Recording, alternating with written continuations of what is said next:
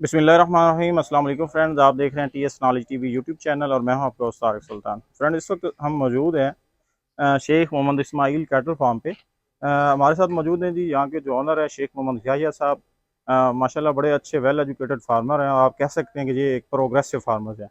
इससे पहले भी हमने इनकी काफ़ी वीडियोज़ जो हैं वो अपलोड की हुई हैं। बेसिकली ये साहिवाल जो गाय है उसके ब्रीडर हैं।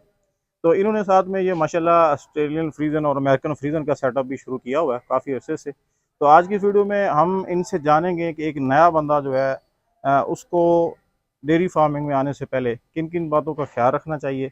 मोस्टली दोस्तों के क्वेश्चन होते हैं जी, एक बंदा जो है वो फार्मिंग में आ रहा है, एज ए फार्मिंग डेयरी में कैसा बिजनेस है, क्या किसी बंदे को आना चाहिए इसमें और वो कामयाब हो सकता है या नहीं हो सकता, और आने वाले 5 सालों में इसका फ्यूचर क्या है। एक अच्छा जानवर जो है उसकी परचेजिंग कहाँ से करनी चाहिए, शेड बनाते हुए कौन कौन सी गलतियाँ नहीं करनी चाहिए, और एक अच्छा जो दूध वाला जानवर है उसमें कौन कौन से पॉइंट्स होने चाहिए। ये काफ जो इनके हैं छोटे बच्चे हैं उनको क्या खुराक दे रहे हैं, कितने अरसे में इनका जो बच्चा है वो तैयार हो जाता है। ये सारी बातें जो है एक अच्छे दूध वाले जानवर में क्या क्या पॉइंट्स होने चाहिए, सब कुछ हम आज की इस वीडियो में डिस्कस करेंगे। जी अस्सलाम वालेकुम भाईजान। वालेकुम अस्सलाम भाईजान। भाईजान थोड़ा सा अपना तारुफ करवा दें, अपने फार्म का जो एड्रेस है वो बता दें, उसके बाद हम अपने टॉपिक पे आते हैं। मेरा नाम मोहम्मद याहिया शाकिर है। जी जी। शेख इस्माइल कैटल फार्म या डेयरी फार्म के नाम से मेरा फार्म है, शोरकोट सिटी डिस्ट्रिक्ट जंग में। जी जी। शोरकोट सिटी डिस्ट्रिक्ट जंग में मेरा फार्म है। ये जी जी। अमेरिकन प्योर का हर्ड है सारा। अच्छा अच्छा। हाँ तो जी। या भाई पहले तो मैं आपसे ये पूछना चाहूँगा कि बाई एजुकेशन, बाई प्रोफेशन आप क्या हैं। मैं बाय प्रोफेशन LLB वकील हूँ, एडवोकेट हूँ अच्छा। और अब डेयरी फार्मर हूँ। माशाल्लाह। तो या साहब आप बताइएगा कि आप फार्मिंग में कैसे आए, आपको कैसे शौक हुआ।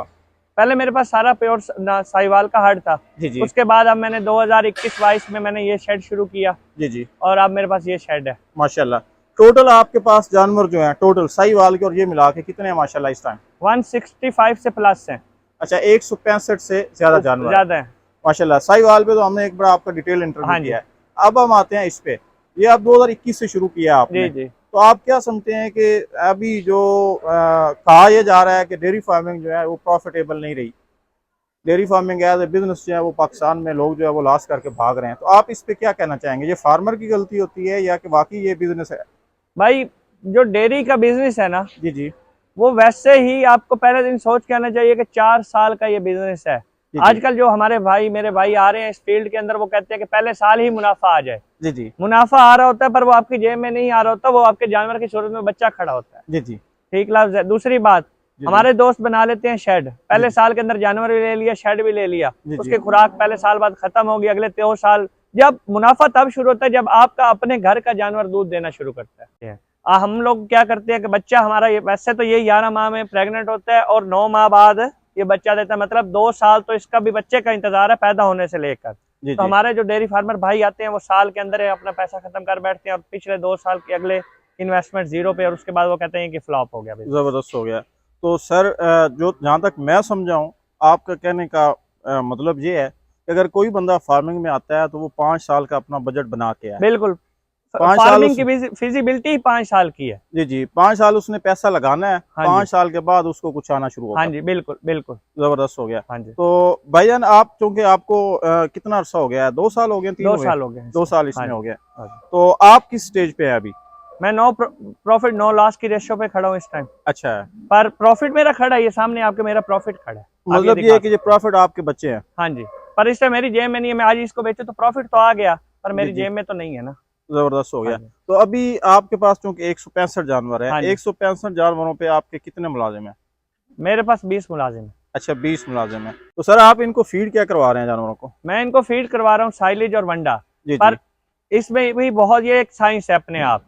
ये आप न्यूट्रिशन जो है। न्यूट्रिशन, जी जी। आपने जिस टाइम ये फार्म बनाना है साथ में एक डॉक्टर लाजमी रख लेना कि वो सारा दिन इनको देखे कि ना बहुत ज्यादा फीड खाए ना बहुत कम खाए। अच्छा जो है। बहुत कम खाएगा वो तब भी बीमार, लेमनस में और कमजोर हो जाएगा, क्योंकि दूध इनकी नस्ल में इन्होंने दूध दे देना है आपको। अच्छा, दूध देना है। दूध देना है, बेशक कमजोर होता जाएगा और दूध देता जाएगा। अच्छा है। अगर इनके पास आप कह लें कि ये जानवर खड़ा है, मिसाल के तौर पे ये बहुत ज्यादा ओवर वेट हो जाएगा, तब भी ये लेमनस में आ जाए। लेमनेस में और बीमार में चला जाएगा। जी जी। क्योंकि हमने इनको ब्रीड भी तो करवाना, ज्यादा वेट ब्रीडिंग में मसला, जी जी। कम वेट तब भी ब्रीडिंग में भी मसला, और पाँव की तरफ से भी मसला, इसलिए हमने हर तरीके से हर चीज देखनी है। तो अच्छा। हम इनकी फीड की बात कर रहे थे, इनको हम लोगों ने वंडा जी जी प्लस साइलेज देना है। जी जी वंडा आपके दूध के ऊपर मुनहसर होता है कि आपने कितना दूध लिया है, उतना ही वंडा साथ में ऐड है। जी जी और वनडे के अंदर अपना वंडा बनाए TMR मशीन के साथ, जी जी वो सबसे अच्छी चीज है। जी जी जो आपका जानवर है अपना वंडा, आपको पता तो है कि हम इसके अंदर क्या इनको खिला रहे हैं, क्या डाल रहे हैं। जबरदस्त हो गया। अब हम लोग अपनी बात करें तो हम लोग अपना वंडा खुद ही हर तरीके से हर चीज अपने बना रहे हैं इनकी। जबरदस्त हो गया। फीड एडिटिव्स आपको हर तरीके से, आपको बड़े शहर फैसलाबाद, मुल्तान, आपके इलाके से मिल जाते हैं। मतलब फार्मूला जो है वो हर डेयरी फार्मर ने मेहनत करके अपना डिजाइन करना हाँ है। जी, अपने अपने जानवर की तरीके से आपने डिजाइन करना है। आपके जानवर को ज्यादा अच्छे फार्मूले, हाईएस्ट फार्मूले की जरूरत है तो ज्यादा की, जी कम जी न्यूट्रिशन की जरूरत है तो कम की। अब मैंने डॉक्टर का इलाज इसलिए किया कि अब हमारे पास ड्राई एनिमल खड़े हैं तो उनका फार्मूलेशन और है, अच्छा मिल्किंग की हाई की और है, लो की और है। इस तरीके से वंडा ही इनका रहता है। अब जब बाजार में जाते हैं आपको वो एक ही वंडा पकड़ा देते हैं, जिसलिए आपको मसला बनता है बाद में। जबरदस्त हो गया। तो सर इनका आपकी जो एवरेज मिल्क आपने बताया कि वो आपकी 31-32 रही है, हाँ ये जी, गर्मियों की रही है। हाँ जी, और सर्दी में कितना रहता है? ये 40 प्लस चला जाता है, 45 प्लस अच्छा चला जाता है। 45 प्लस है, क्योंकि आपके पास जानवर जो है जो प्योर फर्स्ट अमेरिकन है, लैक्टेशन फर्स्ट और लैक्टेशन। सेकंड लैक्टेशन हाँ प्योर बस, अमेरिकन प्योर सीजन है।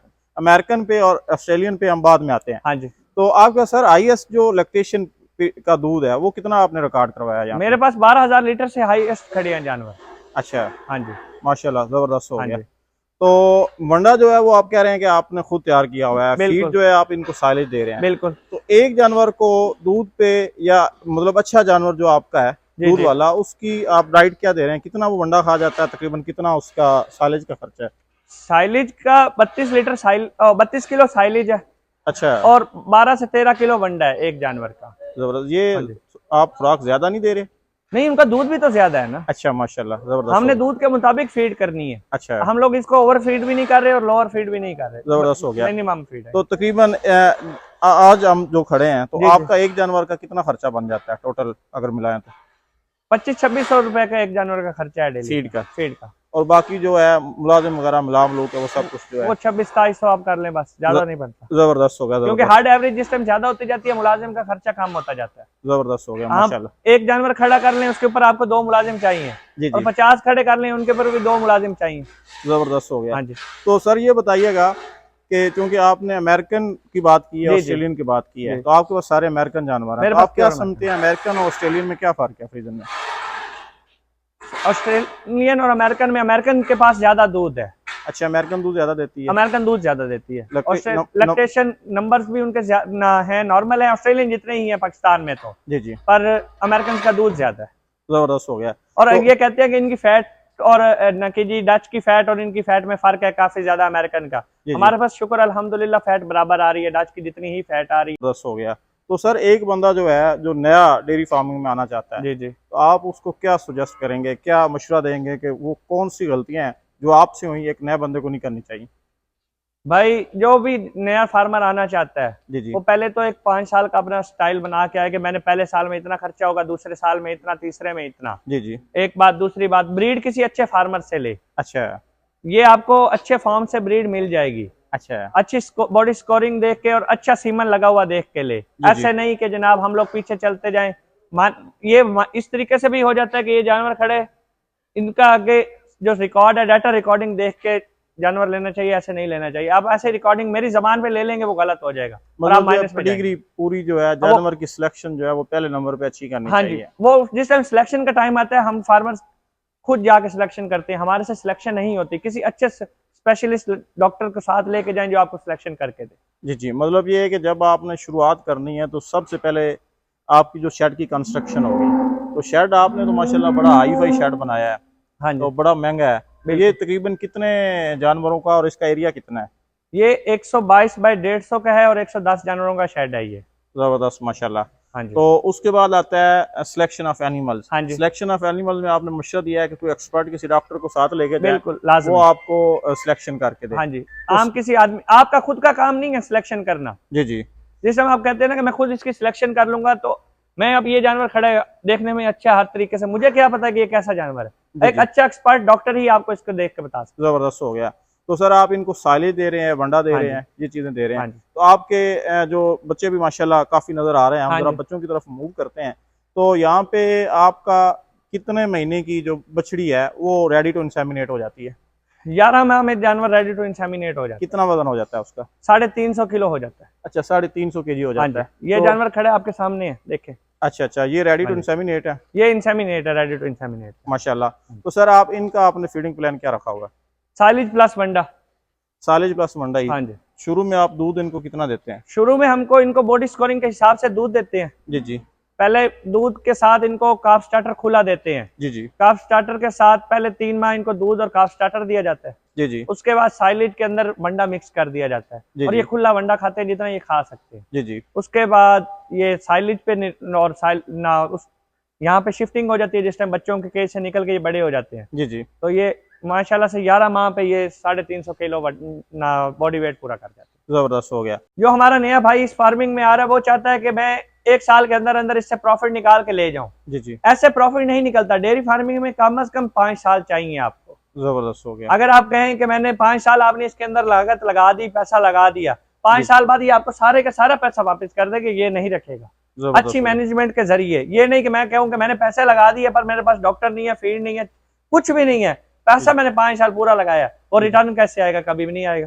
जबरदस्त हो गया। मतलब ये है कि फार्मिंग करने से पहले आपको खुद भी कुछ ना कुछ सीखना होगा। हाँ जी, लाजमी। जबरदस्त हो गया। हाँ जी। तो सर साइलेज वगैरह आप अपना बनाते हैं या बाहर से परचेज करते हैं? साइलेज सारा परचेज अपना भी बना अपना रहे हैं पर मकई बाहर से परचेज करके ला रहे हैं। अच्छा, तो ये क्या कॉस्ट पड़ रही है आपको? इस टाइम तो 13 रुपए पर केजी की कॉस्ट पे ये साइलेज आ रहा है। जबरदस्त हो गया। वनडे इंग्रेडिएंट्स वगैरह भी जो साइलेज आप बाहर से लेके आते हैं वो भी आप बाहर से ही लाते हैं? हाँ जी। जबरदस्त हो गया माशाल्लाह। साइलेज की रेट इसलिए मैंने आपको कम बताया कि मैंने पिछले सीजन का मेरा साइलेज यूज हो रहा है। अच्छा, जो इस सीजन में अभी बना है उसको हमने यूज नहीं किया, वो महंगा पड़ा है। गुड हो गया, गुड हो गया। मतलब ये है कि आप 1 साल की खुराक आपने स्टोर जी रखी जी तूड़ी और आपने जो साइलेज है हाँ जी। और जो वंडा इंग्रेडिएंट्स है वो आपने स्टोर कर लेने हैं। खुराक मैं जी। लास्ट बता देता हूँ। जी जी। तोड़ी और साइलेज 1 साल का आपके पास होना चाहिए। जो वंडा इंग्रेडिएंट्स है वो हर माह लेने हैं फ्रेश लेने और उनके टेस्ट करवा लेने हैं। जबरदस्त लेने हो के बाद आपके फार्म पे आ जाएंगे, उनके टेस्ट करवा लें कि क्या उनके अंदर कोई टॉक्सन तो नहीं है, क्योंकि टॉक्सन की वजह से ये जानवर अबॉर्ट भी करता है। जबरदस्त हो गया, जबरदस्त हाँ हो गया। ये तो क्या लेंगे, ये एक जैसे इंसान का बच्चा है, इसको वैसे ही रखना पड़ता है, ये स्ट्रेस इसको आने नहीं देनी। स्ट्रेस में आएगा तो आप स्ट्रेस में है, जी जी। तो इसलिए इसको नहीं आने मतलब देंगे। ये और कि इसको आप खुश रखेंगे तो आप खुश रहेंगे। हाँ बिल्कुल, 1 लाख। दूसरी बात, जी जी। क्योंकि ये गोरे का बच्चा है, जी ये जी। है ही गोरे की तरह। अच्छा, मतलब वो जो बच्चा वहां से आया उसने आके मिनरल वाटर ही पीना है, जो इंग्लैंड से अमेरिका से आएगा उसने मिनरल वाटर ही पीना है, अच्छी खुराक लेनी है। जी जी। उनको आप साफ सुथरी खुराक देते हैं, आप और हम लोग जो खुराक खाते हैं वो नहीं खा सकते, जी वो जी। पचा ही नहीं सकते। क्यों? तो उनकी हवा ही साफ सुथरी है, ये जी। भी अपनी हवा साफ सुथरी मांगते मतलब ये कि इसका ये थोड़ा क्या लें नफीस किस्म का हैं। हाँ, जानवर। नफीस है। जबरदस्त हो गया। तो सर एक जो अच्छी गाय है, जैसे जी। आपने जो फर्स्ट टाइमर जी। प्रेग्नेंट जो थी, जी। सेक्स सीमन से आपने जी, खरीदी थी, तो इसका अभी रेट क्या चल रहा है? इस टाइम इसका रेट जो 9 साढ़े 9 लाख रुपए चल रहा है फ्रेश जानवर का, जो जी जी। 6 साढ़े 6 माह का 7 माह का प्रेग्नेंट हो, अच्छा पेडिग्री वाला अच्छी पेडिग्रेड के साथ। जबरदस्त हो गया। हाँ। सर बहुत शुक्रिया। अगर किसी दोस्त का कोई क्वेश्चन हुआ तो वो कमेंट्स में हमसे रब्ता कर लेगा। लाजमी। तो अगर कोई बंदा जो है आपका फार्म विजिट करना चाहे तो बायोसिक्योरिटी पे तो आप माशाल्लाह काफ़ी सख्त हैं, डॉक्टर्स आपने रखे हुए हैं। बिल्कुल, तो अगर कोई गाइडलाइन के लिए आना चाहे, हाजिर हैं हम, मैं हर तरीके से हाजिर। सर बहुत शुक्रिया, थैंक यू आपका वेरी मच। शुक्रिया। अल्लाह हाफिज़।